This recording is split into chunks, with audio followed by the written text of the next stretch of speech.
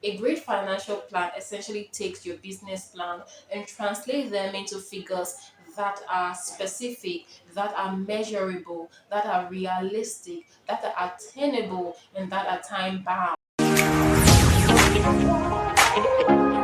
In today's video, we're going to be talking about financial planning for startups. Your startup business can be a business you started a year ago, or you maybe you've not even started a business, but you just want to have a plan, maybe for potential investors or for yourself, just to have a map road on what you want to do and how to get it done. Financial plan goes hand in hand with financial projection.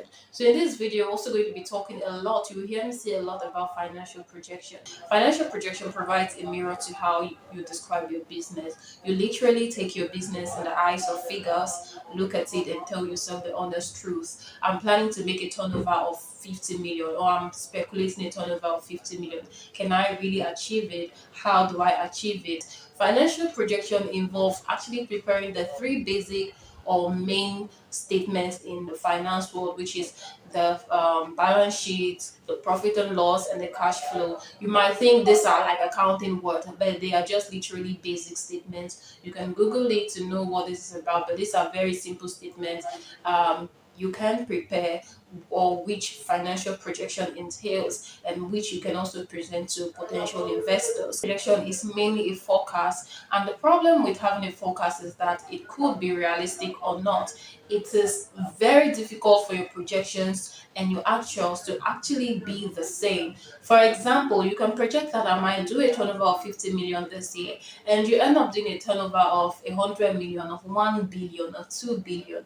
You can also project I'm going to do a turnover of 20 million and you do just less than 2 million.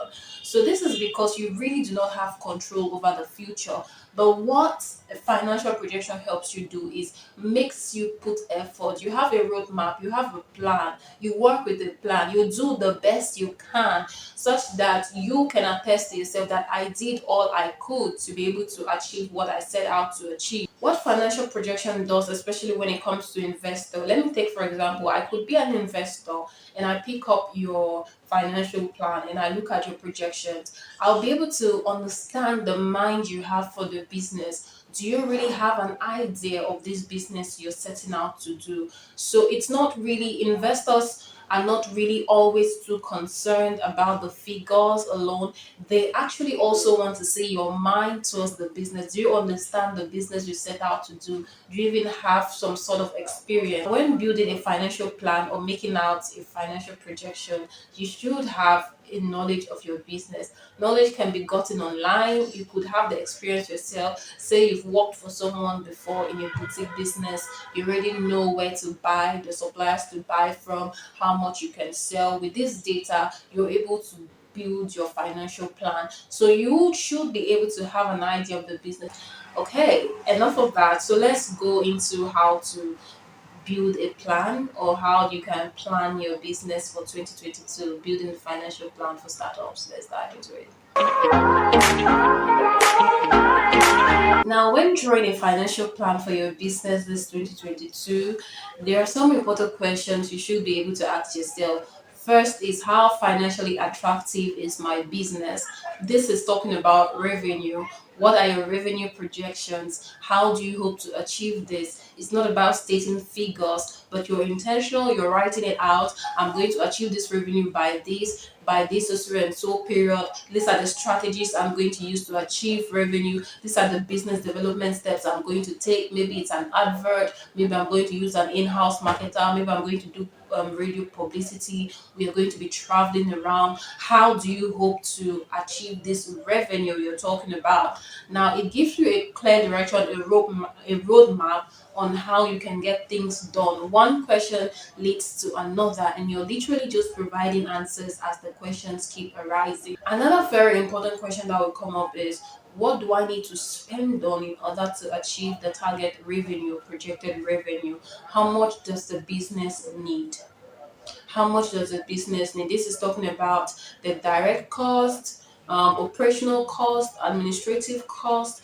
The direct cost could just be cost of raw materials. You need to get the cost. If it's services, what do I need? Do I need to employ staff in order to be able to produce in mass produce this service? What do I need for my direct cost, my operational costs? Do I need to rent an office space? Do I need to rent a shop? Do I need to hire staff, one or two staffs? Do I need in order to be able to kickstart the business or to get it rolling? That is if your business is already operational. So you need to write all of this down and have a figure attached to them. Another question which this in terms of the cost factor gives rise to is the capital structure of the business. What is the capital structure of the business? Is it going to be more of debt financing or is it going to be equity financing? What combination of capital are you looking at? You should also be able to understand that investors are very particular about this. Take for example, depending on the industry your business is operating in, investors will want to know how many shareholders you have in your company, because investors tend to be a little bit reluctant when a company has too many shareholders, especially when it's not a public listed company, or depending on the kind of industry your business is operating in. So investors are really particular about this. Now, if you're starting a new business and you're looking at debt financing as a huge source of funding for the business, this poses some sort of risk, because a huge chunk of the revenue is going to be used in servicing loans and all of that. So those are some of the things you should look at when planning your business. Is it debt financing or equity contribution? Where is the funding coming from? How do you service this funding? Is the business really going to generate enough to be able to sustain all of this, to be able to keep these funding sources going? So these are the questions you should be able to ask yourself, guys. I hope this information has been helpful to you. I'm just going to give a rough summary. It's 2022. You're planning out your business. You need to draw a business plan. You need to have a plan for the year, a strategy for the year, a business plan for the year. What is the plan? What revenue amount am I looking at? How do I get it? You set out intentional, deliberate, or measurable steps. You give it timeline for achievement, such that you have a good KPI, at the end of each quarter, to say, okay, this is what I set out to do, this is what I've been able to do. And the next thing is your funding. How do you get to fund this? Are you looking at taking a loan? Are you plotting back profit if the business is already operational? Are you plotting back profit? How much are you giving out for, if it's a business that already has shareholders and its shareholders are ready to get dividends? How much dividends am I giving out? And what expenses am I projecting this year? This combination is going to be good. It's a good start for you to draw for your business as a startup business. No matter which industry you're operating in, it's very important that you have some of these stated down, written down, and just for you to have a clear roadmap. To have a wonderful time, guys. It's your girl Glory. Do not forget to like this video and share. But next time, stay beautiful. Bye.